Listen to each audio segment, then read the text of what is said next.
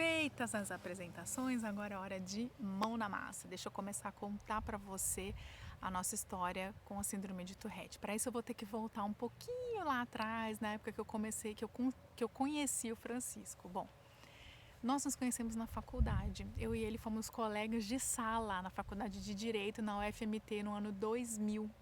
A gente começou a namorar em 2001 e logo que a gente concluiu a faculdade, a gente se casou no ano seguinte, em 2007. Como nós éramos concurseiros, a gente estudava para um concurso e quando a gente passava, a gente mudava de cidade para tomar posse naquele cargo. E foi assim que 2 anos depois de termos nos casado em Cuiabá, a gente se mudou para o interior de Mato Grosso, uma cidade chamada Lucas do Rio Verde. Lá em Lucas do Rio Verde, só fazendo um parênteses aqui, o Francisco ele é de Jaciara, outra cidade do interior de Mato Grosso, uma cidade pequenininha, e eu sou de Cuiabá, sou da capital. E lá em Lucas do Rio Verde, bem na época que a gente morava lá, nasceu o nosso primeiro sobrinho, que é o filho da irmã do Francisco, o Benjamin. O Benjamin, gente, quando a gente conheceu ele, eu fiquei enlouquecida, eu fiquei apaixonada. Eu falei assim, não, gente, eu preciso ter um neném. Que coisa mais linda, olha como ele dorme, olha como ele é fofo. Gente, ele mama e dorme, aquele neném, sabe? Que parece aquela sorte grande, entendeu? E eu falei, amor, olha isso, vai ser tranquilo e a minha vida vai mudar, vai ter um outro sentido. Eu fiquei apaixonada por aquilo, eu nunca tinha pensado em ter filho, gente, eu nunca falava em ter filho, a gente nunca tinha tido aquela conversa de família ter filho, era um assunto que a gente nem tinha conversado, mas quando eu conheci o Benjamin, eu fiquei impactada, eu falei, isso tem que acontecer na minha vida. Resultado, no mês seguinte ao mês que nós conhecemos o Benjamin, a gente conheceu o Benjamin em maio. Quando nós voltamos de viagem, né, que eles moravam em outra cidade, na verdade eles moravam no Canadá, então a gente foi até lá conhecê-los e voltamos. Quando a gente voltou, em meados de junho, eu já estava grávida da Manu. Olha isso. Eu achei que ia demorar, não, a gente, né, para o anticoncepcional, demora um tempão, gente. Foi assim, muito rápido, para te dizer bem a verdade. Assustou a gente, pegou a gente de surpresa. A Manu já estava no forninho e eu passei num outro concurso e no meio da gravidez eu fui morar numa cidadezinha bem pequena chamada Diamantino, também em Mato Grosso, que eu tinha passado num outro concurso lá.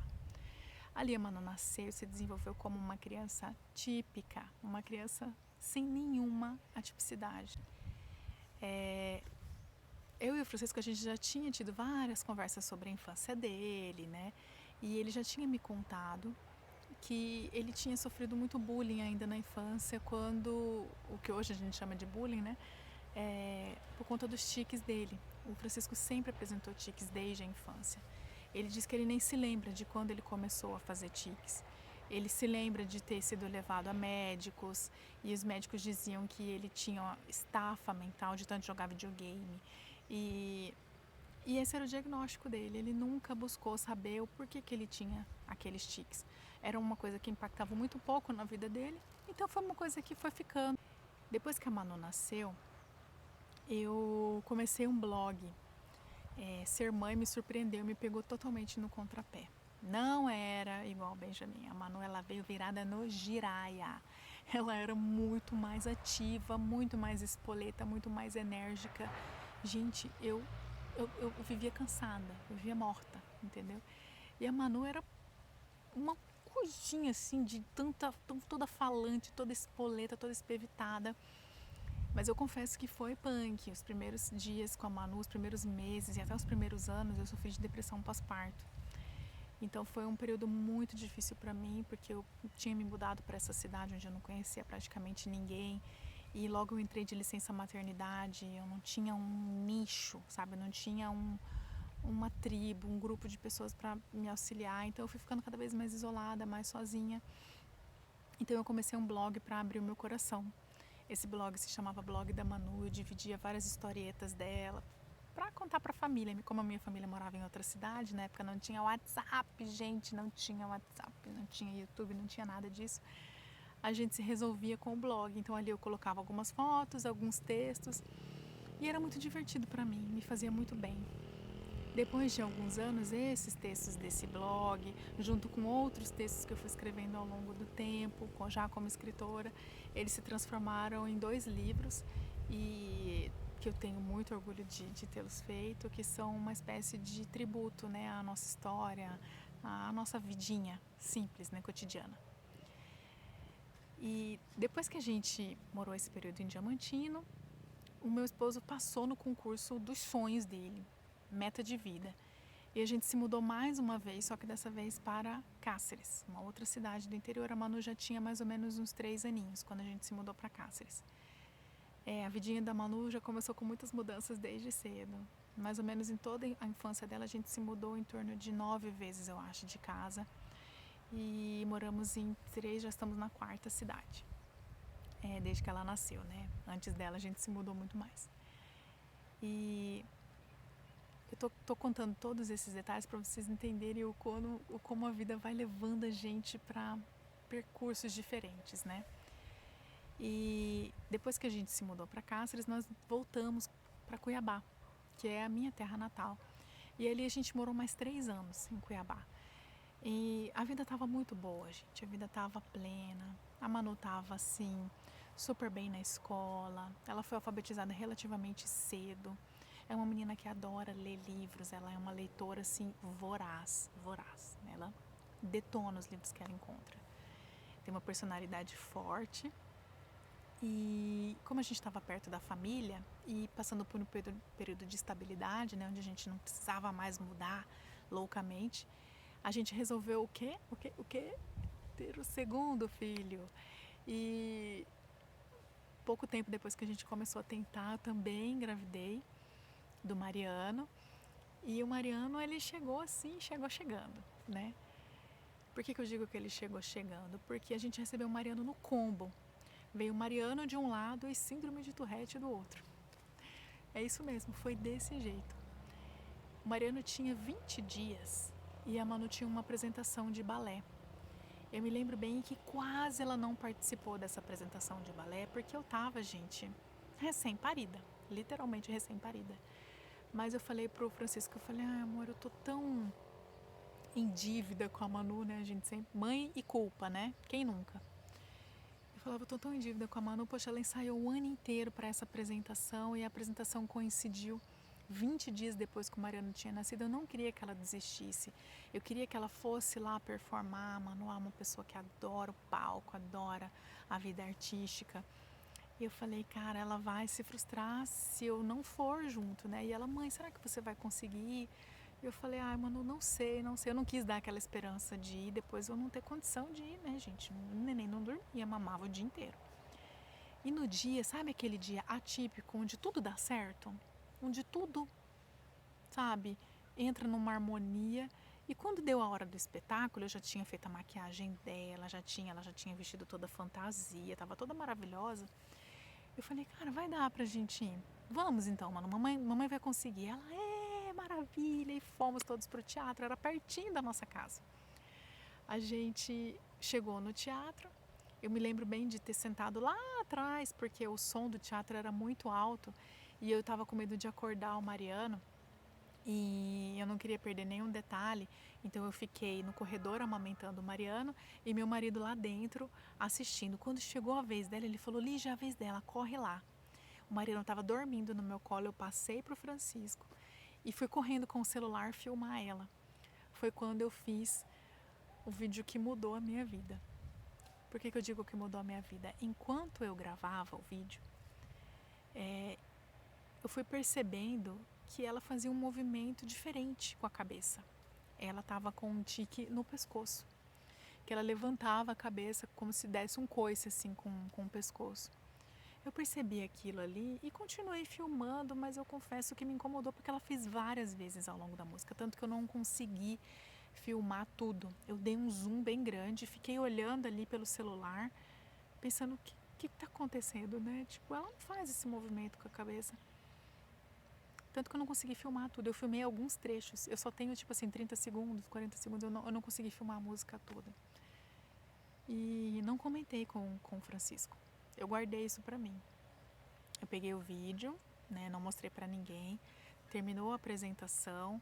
A gente avisou que a gente estava com um neném pequeno, pedimos para a Manu sair da coxia, né, para encontrar com a gente lá fora, fomos para casa, lanchamos, dormimos e eu não toquei nesse assunto.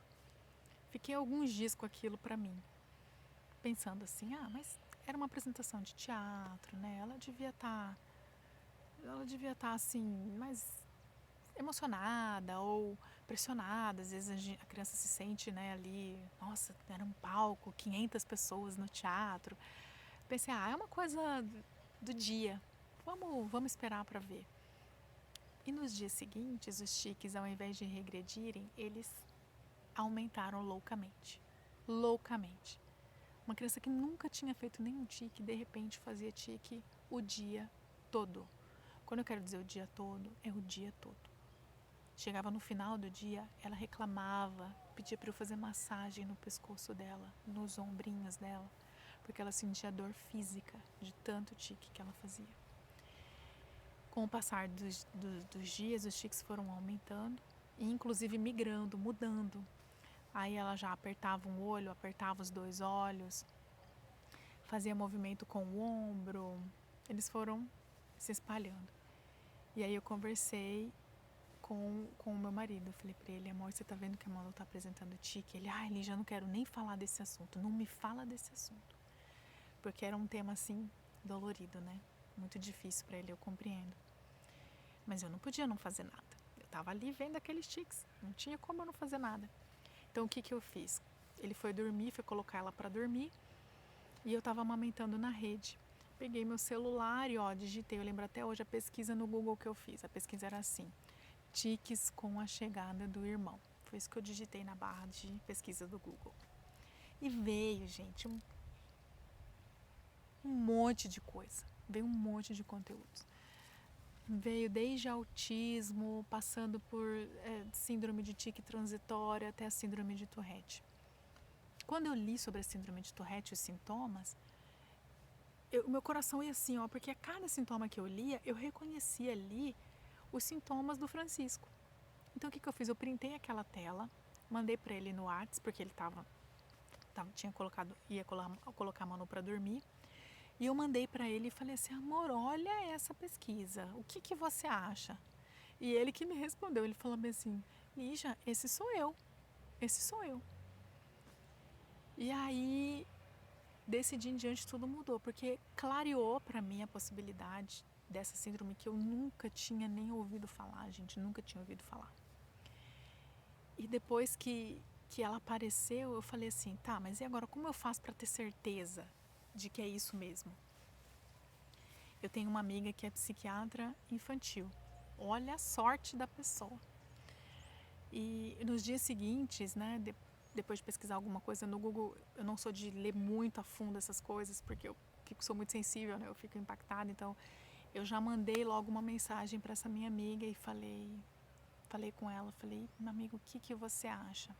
Mandei o vídeo em que a Manu fazia os chiques lá naquela apresentação de balé e outros vídeos que eu tinha gravado ao longo dos dias, expliquei para ela, chorei muito, abri meu coração, chorei, gente, chorei demais, vou falar bem a verdade para você. E depois que eu conversei com ela, ela me acalmou, ela falou assim, Lígia, existem várias possibilidades e você não pode ignorar a possibilidade de que pode ser um fenômeno transitório. Então, acalma, eu sei que é difícil o que eu estou te dizendo, mas fica calma, respira e vamos observando. Tenta fazer períodos com ela de alta conexão, que é ficar um bom tempo dedicada a ela, fazendo atividade junto. E você observa. Se você sentir que os tiques regredirem, a gente vai conversando. E foi o que eu fiz. Reservei tempo específico para ela, o que para uma mãe de recém-nascido é desafiador, para dizer o mínimo. E eu percebia que realmente os tiques regrediam, mas voltavam, aumentavam, diminuíam, mas eu sentia alguns efeitos positivos disso. E continuei observando ao longo dos meses. Contei somente para minha família próxima, que são as minhas irmãs e a minha mãe, porque elas também observavam aqueles sintomas. E no começo a minha mãe, ela fez assim, Lígia, para com isso, a menina não tem nada, lá vai você caçar pelo em ovo, deixa a menina, para com inventar coisa pra menina, inventando doença pra menina.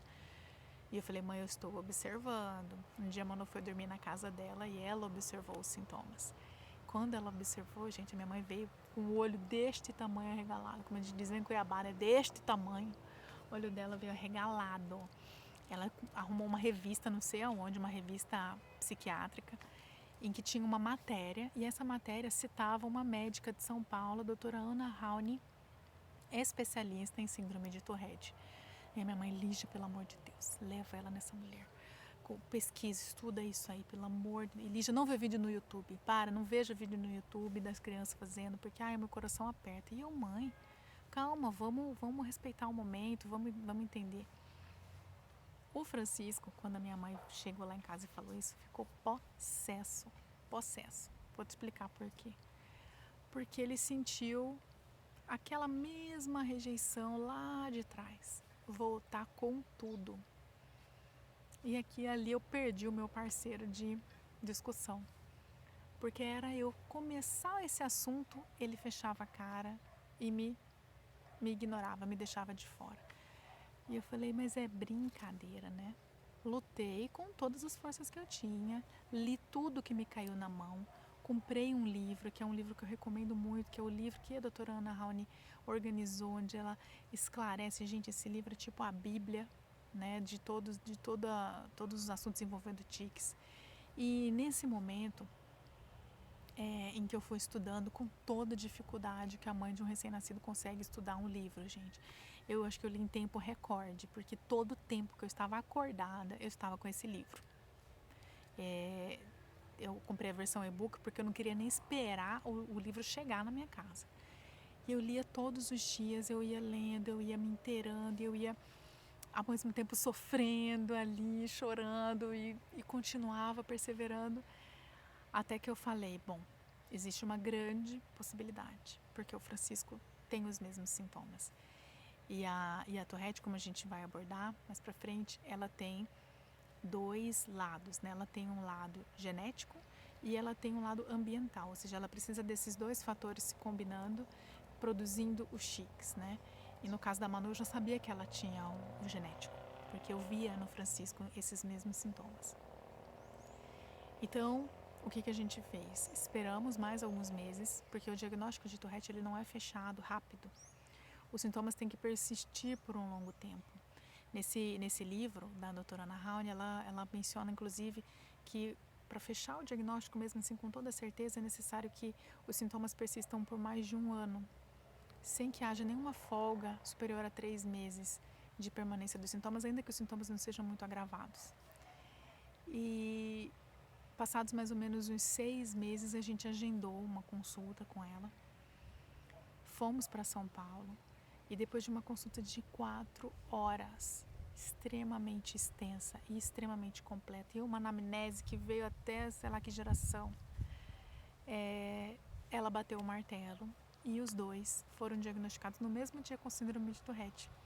A Manu com 7 anos e o Francisco com 36 anos. Então, essa foi a nossa trajetória. Não teve idas e vindas, não teve vários médicos e teve muita observação, teve muita paciência na hora de aguardar o momento.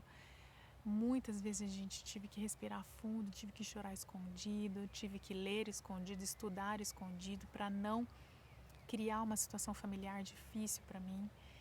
E eu vou te dizer uma coisa, no momento do diagnóstico aconteceram duas situações.